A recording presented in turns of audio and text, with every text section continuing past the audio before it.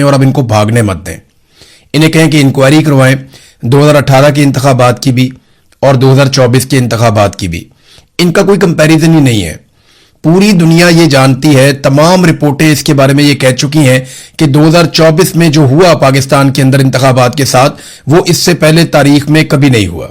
जो इस मरतबा मिलिट्री जनरल्स ने किया और फॉर्म 47 जारी किए, इलेक्शन कमीशन को साथ मिला के, काजी फायज ईसा को साथ मिला के, दो पॉलिटिकल पार्टीज को साथ मिला के, ऐसा पाकिस्तान की तारीख में कभी नहीं हुआ।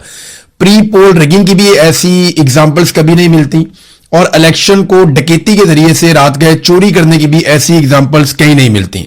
तो फौरी तौर पे बार बार प्रेस कॉन्फ्रेंस करें, पाकिस्तान तहरीके इंसाफ इसको असेंबली के फ्लोर पे कहे, हर जगह पे कहे, शहबाज शरीफ जहां नजर आए या उनके वुज़रा नजर आए उन्हें कहे जी आप शफाफ तहकीकात करवाएं, आपने ये खुद ऑफर की है कि इलेक्शन दोनों खोल देते हैं, तो आइए इसको खोलिए और इसके ऊपर बात कीजिए, इसके ऊपर रोला डाल के रखें।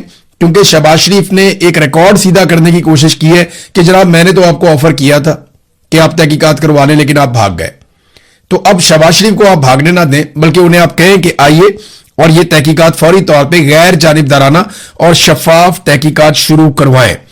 नाज़रीन, एक स्टेटमेंट जावेद हाशमी साहब ने दिया, क्योंकि मैंने एक दिन पहले ये ख्वाहिश का इजहार किया था कि मैं उनका इंतजार कर रहा हूं कि वो कब स्टेटमेंट देते हैं, तो उन्होंने मारंग बलोच के हवाले से एक स्टेटमेंट दिया है। तो पहले मैं आपको स्टेटमेंट उनका पढ़ के जरूर सुनाऊंगा। उन्होंने कहा जी मारंग बलोच को उम्र कैद की सजा हो जाना पाकिस्तान के साथ गद्दारी है। जैसे शेख मुजीब को अगरतला साजिश केस में सजा देना इस मुल्क के साथ गद्दारी थी। अयूब खान से लेकर आसिम मुनीर तक सब जर्नैलों ने पाकिस्तान में अलहदगी पसंदों को फरोग दिया है। गद्दार मारंग बलोच नहीं है, गद्दार तुम हो। एक आर्मी चीफ दुनिया के स्टेज पर हमारे मुल्क के वजीर आजम की आईनी हैसियत को सानवी कर रहा है, यानी वो आगे आगे जा रहा है और वजीर आजम पीछे पीछे जा रहा है। जो पहले ही गैर आईनी वजीर आजम है, यानी वजीर आजम तो पहले भी गैर आनी है, तो आर्मी चीफ उसको अब जो है उससे आगे आगे चल रहा है और उसकी हैसियत को सानवी कर रहा है। इसकी आईनी सजा आसिम मुनीर को ही भुगतनी पड़ेगी। ये नादरीन जावेद हाशमी साहब का दो हवालों से ट्वीट है। एक तो मारंग बलोच के साथ जो ज्यादती हुई, तारीखी हवाला भी उन्होंने दिया, और दूसरा उन्होंने कहा कि जो आसिम मुनीर इस वक्त पाकिस्तान में जमहूरियत के साथ कर रहे हैं और वो डिप्लोमेसी का काम कर रहे हैं, जो उनके हलफ से मुतसादिम है, वो ये काम कर नहीं सकते। आर्मी चीफ की हैसियत से वो एक सरकारी सर्वेंट हैं और उन्होंने अपना काम करना है, तो यहां पे भी उन्हें सजा भुगतनी पड़ेगी। ये जावेद हाशमी साहब ने स्टेटमेंट दिया है। नाज़रीन, अहमद फरहाद साहब और रजी ताहिर साहब ये दोनों गिरफ्तार कर लिए गए हैं और इन दोनों को कश्मीर के हवाले से जो इन्होंने गैर जानिबदाराना रिपोर्टिंग की और हकायक सामने लेकर आए और जो कुछ भी ईरान जंग के दौरान ये रिपोर्ट करते रहे, खुलकर अपना मौक़िफ़ देते रहे, सिविलियन सुपरमेसी के लिए और इदारों की मुदाखलत के खिलाफ भी ये बात करते रहे, इंसानी हुकूक के लिए इन्होंने आवाज उठाई, जुल्म और जबर के खिलाफ इन्होंने बात की। अब इस बात की सजा दी जा रही है इन सहाफियों को। पूरी दुनिया में सहाफी यही काम करते हैं कि वो जुल्म को जुल्म कहते हैं, जुर्म को जुर्म कहते हैं, फस्तायत को रोकने की कोशिश करते हैं और मजलूम के साथ खड़े होते हैं। पाकिस्तान में जब ये सहाफी ये करने की कोशिश करते हैं तो खुद मजलूम बना दिए जाते हैं। रजी ताहिर साहब ये जबरदस्त काम कर रहे थे, इनको अरेस्ट कर लिया गया और ज्यादती करके अरेस्ट किया गया, कोई कानूनी जवाब नहीं था। इसी तरह अहमद फरहाद साहब हैं, उनको भी गिरफ्तार किया गया और उनको 3 MPO के तहत पहले पता चला, अब इतलात आती रहती हैं, चेंज होती रहती हैं, सिस्टम कुछ बताता ही नहीं है, लेकिन ये बड़ी सख्त ज्यादती है, इनको फौरी तौर पर रिहा करना चाहिए और आप सब इनके हक में आवाज उठाएं, जोरदार तरीके से आवाज उठाएं। कश्मीर से मुझे एक इंफॉर्मेशन मिली है, कुछ लोग जो एस्टेब्लिशमेंट के लोगों से बातचीत कर रहे थे, उन्हें जो एस्टेब्लिशमेंट है उसने एक पैगाम दिया है और बड़े वाज़ेह अंदाज में कहा कि 4 लोगों को तो हम नहीं छोड़ेंगे, जहां हमें मिलेंगे हम इनको मारेंगे। एक के ऊपर कातिलाना हमला पहले हुआ, उसे मारने की कोशिश की गई लेकिन वो बच गया, उमर नजीर कश्मीरी। ये 4 लोगों के बहुत सख्त खिलाफ है एस्टेब्लिशमेंट और इनको कत्ल किया जा सकता है। मैं आपको रिकॉर्ड पे रख के इसलिए बता रहा हूं कि जो लोग मिले उन्होंने जहां बात की, मेरे से ये बात वहां से पहुंची है, मुझ तक ये बात आई है, क्योंकि जो लोग मिले जाके एस्टेब्लिशमेंट के कुछ एहलकारों को, उनसे उन्होंने बातचीत की तो उन्होंने कहा जी ये 4 बंदे तो अब सवाल ही पैदा नहीं होता, इनको तो अब हम कुचल देंगे, मार देंगे, ये नहीं बचते, इनको तो एलिमिनेट करेंगे। तो वो जो 4 बंदे हैं उनमें ईमान कश्मीरी हैं, शौकत नवाज मीर हैं, उमर नजीर है और मेहरान ख्वाजा है। इन 4 लोगों की जान खतरे में है। कश्मीरी वो देखना पड़ेगा कि उनके ये बेटे उनके लिए आवाज उठा रहे थे, ना इन्होंने MNA बनना है, ना कोई इन्होंने मिनिस्ट्रियां लेनी है, ना इन बेचारों ने कोई बहुत बड़े बड़े कारोबार करने हैं, ना इनमें से कोई वजीर आजम का उम्मीदवार है, ना इनमें कोई सदर का उम्मीदवार है। ये बेचारे दुकानदार टाइप लोग हैं, किसी की बेकरी है, किसी की किताबों की दुकान है, कोई छोटा मोटा और कारोबार करता है। ये तो कश्मीरियों के हुकूक के लिए खड़े हुए थे। अब कश्मीरियों को देखना है कि वो अपने इन बच्चों की हिफाजत कैसे करते हैं। बहरहाल कश्मीरी बड़ी तादाद में खड़े, बार बार वो एहतजाज भी करते हैं। ओवरसीज कश्मीरी भी बहुत बड़े पैमाने पर एहतजाज करते हैं। पाकिस्तान तहरीक इंसाफ को वहां पे बल्ले का निशान मिला, हाई कोर्ट से मिला, लेकिन तहरीक इंसाफ के लोग इसको शक की नजर से भी देख रहे हैं। वो ये कह रहे हैं कि पाकिस्तान तहरीक इंसाफ को बल्ले का निशान देने का मतलब यह है कि एक सबसे फेवरेट पॉलिटिकल पार्टी को फौरी तौर पे इलेक्शन में मुतहरिक कर दिया जाए, ताकि लोगों की तवज्जो हट जाए एहतजाज से और लोग इलेक्शन की तरफ तवज्जो दें कि जनाब इलेक्शन में इन मसाइल का हल है। और लोग ये भी जानते हैं और इसके ऊपर बार बार तबसरा कर रहे हैं कि पीटीआई को एन टाइम पे धोखा मिलेगा। एन टाइम पे पाकिस्तान तहरीक इंसाफ को धोखा करके इस खेल से या तो बाहर कर दिया जाएगा या फिर पाकिस्तान तहरीक इंसाफ को किसी सूरत भी हुकूमत नहीं बनाने दी जाएगी। और ये 12 नशिस्तें जो हैं, इनके ऊपर तो अपने बंदे लेकर आने हैं। 12 के 12 बंदे मिलिट्री एस्टेब्लिशमेंट अपने लेकर आएगी और चंद बंदे उन्हें आजाद कश्मीर से चाहिए होंगे जिनको वो जितवा लेंगे। 2-4 वो आजाद जितवा लेंगे और एक मतंजन सा बना के या उन आजाद जीतने वालों को वो आईपीपी में या किसी भी जमात में शामिल करवा के बड़े आराम से एस्टेब्लिशमेंट आजाद कश्मीर में अपनी हुकूमत बनाने की कोशिश करेगी। तो ये एक ट्रैप समझा जा रहा है और लोग इसके ऊपर बात भी कर रहे हैं कि इस ट्रैप में नहीं आना चाहिए। अब होना क्या चाहिए? देखें, आइडियल सिचुएशन तो यह है कि वहां पे फेयर एंड फ्री इलेक्शन हो, एक नई हुकूमत बने और वो फौरी तौर पे आइन में तरमीम करके इन सीटों का फैसला करे। लेकिन अब होता क्या है, क्योंकि फजलुर रहमान साहब भी अब मुज़ाकरात के अंदर पड़ गए हैं, महमूद अचकज़ई साहब भी पड़ गए हैं, कुछ लोग जो हैं वो कश्मीर में पहुंचे हैं, उन्होंने मुज़ाकरात किए, बातचीत की है कश्मीरी रहनुमाओं से। तो अभी बातचीत आगे बढ़ेगी तो हमें समझ आएगी। बहरहाल ओवरसीज पाकिस्तानियों से मेरी बात हुई, मुलाकात भी हुई, वो काफी गुस्से में है और उनका एक ही शिकवा है कि यार हम कोई गद्दार हैं, हम कोई मुल्क के दुश्मन हैं, यार हम पाकिस्तानी, पाकिस्तान से हम लोग प्यार करते हैं। आप हमारे पासपोर्ट चेक कर लें, आप हमारी हर चीज देख लें उठाकर। हमने पाकिस्तान से कभी नफरत नहीं की, हमने पाकिस्तान से या पाकिस्तान के इदारों से कभी नफरत नहीं की। हम तो हमेशा इनको प्यार करते रहे, सल्यूट करते रहे। लेकिन आज अगर हमने अपना हक मांग लिया तो इन्होंने हमें गद्दार करार दे दिया। यही हुआ था बंगालियों के साथ, यही हुआ था मुहाजिरों के साथ, यही हुआ बलोचों के साथ, फिर यही हुआ कबायलियों के साथ, यही हुआ पश्तूनों के साथ और आज यही हो रहा है कश्मीरियों के साथ। पंजाब में भी जो आवाज उठाता है उसको गद्दार डिक्लेयर कर दिया जाता है। यहां पाकिस्तान से बाहर बहुत सारे लोग बैठे, उनको 100-100 साल की सजाएं सुना दी पकड़ के। वो पाकिस्तान में थे भी नहीं, उन्होंने कोई जुर्म भी नहीं किया, उनको भी सजाएं सुना दी गई है। तो पाकिस्तान तहरीक इंसाफ को इंतखाबी निशान मिल जाने को भी एक धोखे के तौर पे देखा जा रहा है। लेकिन अभी आप कुछ कह नहीं सकते, अभी बहुत सारी चीजें अगले चंद दिनों में होंगी और उनसे हमें आइडिया हो जाएगा कि सूरत-ए-हाल किस तरफ जा रही है। एक और नाज़रीन खबर है, इमरान खान साहब की बहनों से एक सवाल पूछवाया गया कि जनाब दुनिया भर में आसिम मुनीर का शुक्रिया अदा किया जा रहा है, पाकिस्तान का शुक्रिया, पाकिस्तान के ट्रेंड चल रहे हैं, तो आप इसके बारे में क्या कहती हैं? तो इमरान खान की बहनों ने कहा जी कहां पे ट्रेंड चल रहे हैं, किस चीज का शुक्रिया अदा करें? मैंने सारा सोशल मीडिया ट्विटर देखा, एक ट्वीट शुक्रिया की नहीं मुझे मिली। तो इनका किस बात पे शुक्रिया अदा करें? इस बात पे करें जो उन्होंने कश्मीर में किया है, इस बात का शुक्रिया अदा करें जो उन्होंने 26 नवंबर को कत्लेआम किया। जो जुल्म ये इमरान खान पर कर रहे हैं इनका कभी कोई शुक्रिया अदा नहीं करेगा। लोग बद्दुआएं दे रहे हैं। हम खवातीन के साथ यहां अडियाला के बाहर होता हुआ जुल्म देख रहे हैं जो हमारे साथ होता है, पूरे पाकिस्तान ने देखा है। हम इस बात पर शुक्रिया अदा करें इनका। अपने मोहल्ले में आप अवाम की मारपीट करें और बाहर जाकर सुलह सफाई करवाएं, इस पर शुक्रिया कोई नहीं करता। यह इमरान खान की बहनों ने टकाकर जवाब दिया जब सवाल उनसे पूछा गया। देखिए, कौम शुक्रिया तब अदा करेगी जब कौम को कुछ मिलेगा। नंबर एक, सबसे पहले कौम को उनका हक मिले कि वो जो फैसला करें उस फैसले के मुताबिक मुल्क चलना चाहिए। पहला हक तो यह है।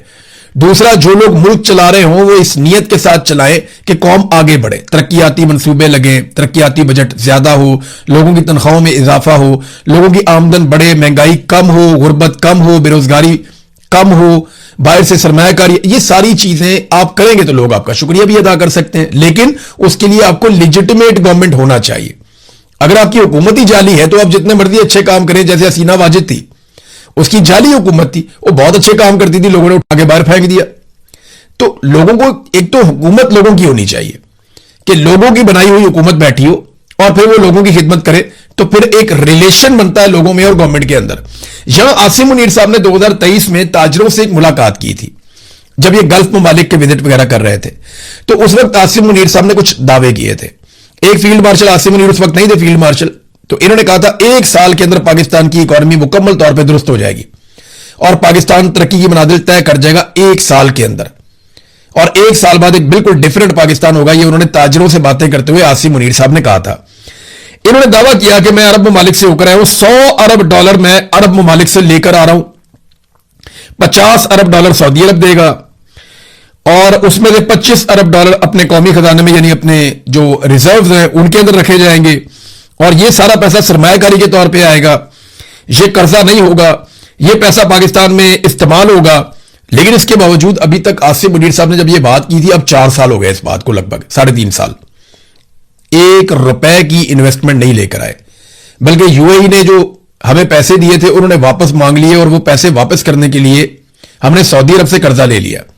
और अभी तक मौजूदा जो रिजीम है इसने अवाम को आगाह ही नहीं किया कि सऊदी अरब से जो हमने कर्जा लिया है उसका मुआहदा क्या है, उसका सूद कितना है, उसके ऊपर हमने कितना इंटरेस्ट पे करना है, यह भी पाकिस्तानी कौम को नहीं बताया, और उसके बदले में हमने सऊदी अरब को दिया क्या कि जब तक ये पैसे आपके हमारे पास रहेंगे उतने अरसे में हम अपना जो है फौज या अपने हथियार जो है वो हम सऊदी अरब में भेज रहे हैं।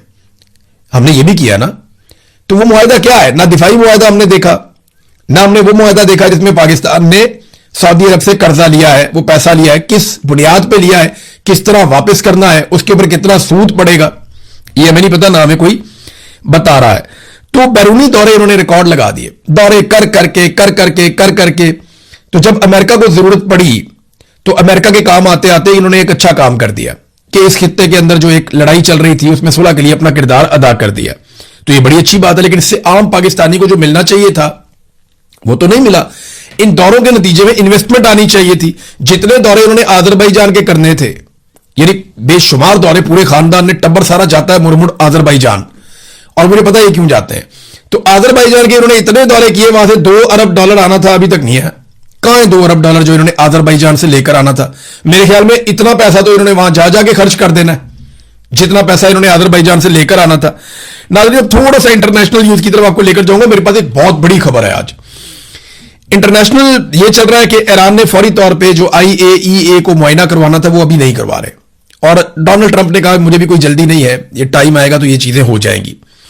लेकिन मिसाइल प्रोग्राम का कोई तस्करा मौजूद नहीं है इस मुआहदे में। ये ईरानी सदर पाकिस्तान आए हुए, उन्होंने यहां पे कहा, और शहबाज शरीफ ने भी इसकी तायीद की कि ईरान का जो मिसाइल प्रोग्राम है उसका कहीं पे कोई तस्करा नहीं है। और ईरानी जो सदर है उन्होंने एक बात की, उन्होंने कहा जी हमारा जो मिसाइल प्रोग्राम है ना, इस प्रोग्राम की वजह से हमें ये सारी कामयाबी मिली है।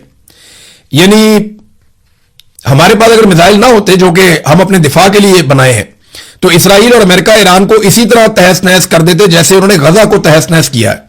और वो बूढ़ों या बच्चों पर किसी पर रहम ना करते, वो इंसानी हकूक की बात करते हैं, ये एक बहुत बड़ा झूठ है।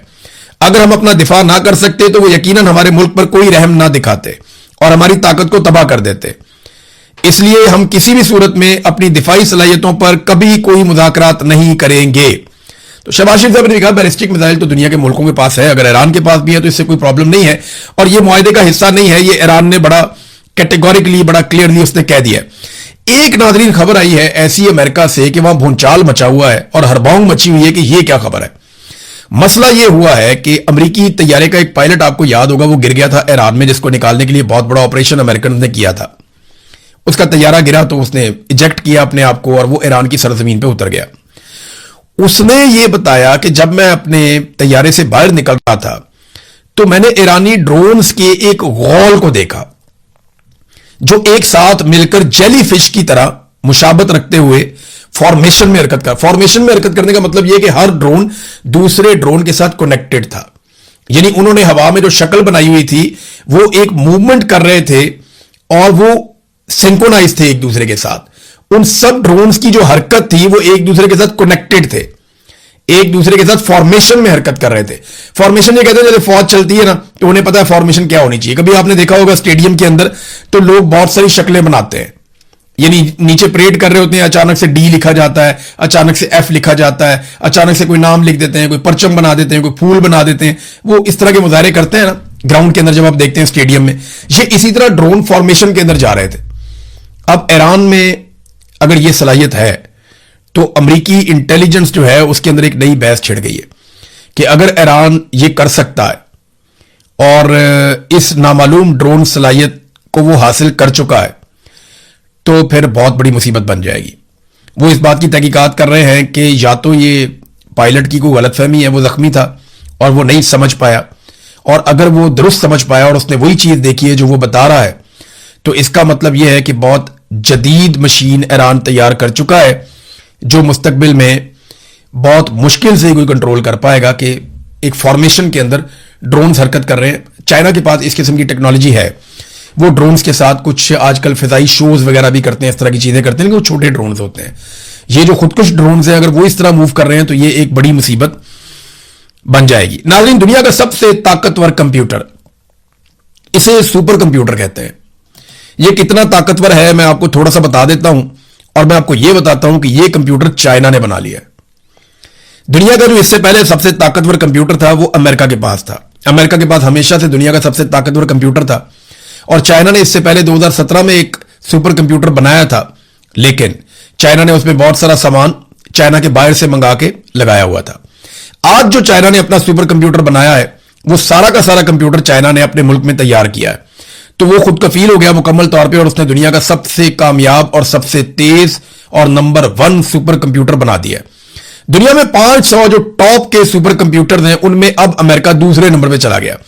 امریکہ کا جو سپر کمپیوٹر ہے اس کی جو رفتار ہے وہ ہے جناب 1.8 ایگزا فلوپس. یہ ایگزا فلوپس کیا ہے یہ میں آپ کو بھی بتاتا ہوں. یہ اس کی رفتار ہے امریکن کمپیوٹر کی, جس کا نام ہے ایل کیپٹن. 1.8 اس کی رفتار تھی.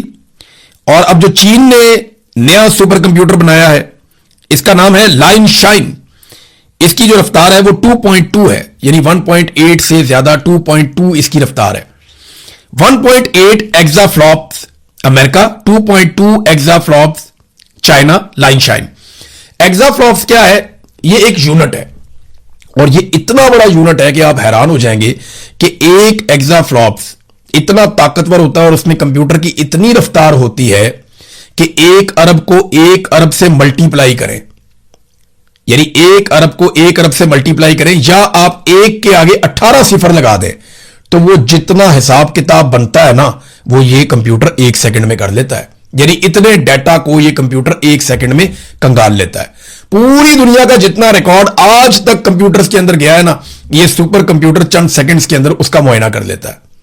یہ اتنا تیز کمپیوٹر ہے کہ دنیا میں آنے والے وقت میں کیا ہونے لگا یہ بہترین انالیسس کرتا ہے. نئے کمپیوٹرز کس طرح بننے چاہیے, کون سی چپس لگنی چاہیے, کون سی دھاتیں استعمال ہونی چاہیے, یہ اس کا انالیسس بھی منٹوں میں کر کے بتا دیتا ہے. نئے آرٹیفیشل انٹیلیجنس کے ٹولز کیسے بننے چاہیے اور ان کو کس طریقے سے کام کرنا چاہیے یہ بھی بتا دیتا ہے. موسمی حالات کا کئی سالوں کا, دہائیوں کا ڈیٹا نکال کر یہ سامنے رکھ دیتا ہے کہ طوفان کب آئیں گے, زلزلے کب آئیں گے. یہ سائنسی تحقیقات کے اندر ٹاپ کلاس کام کرتا ہے. اور امریکہ نے تو اپنا جو ایٹامک سارا سسٹم ہے وہ سپر کمپیوٹر کے ساتھ جوڑا ہوا ہے.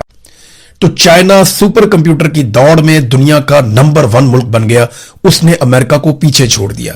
1.8 ایگزا فلوپس امریکہ, جبکہ 2.2 ایگزا فلوپس چائنا.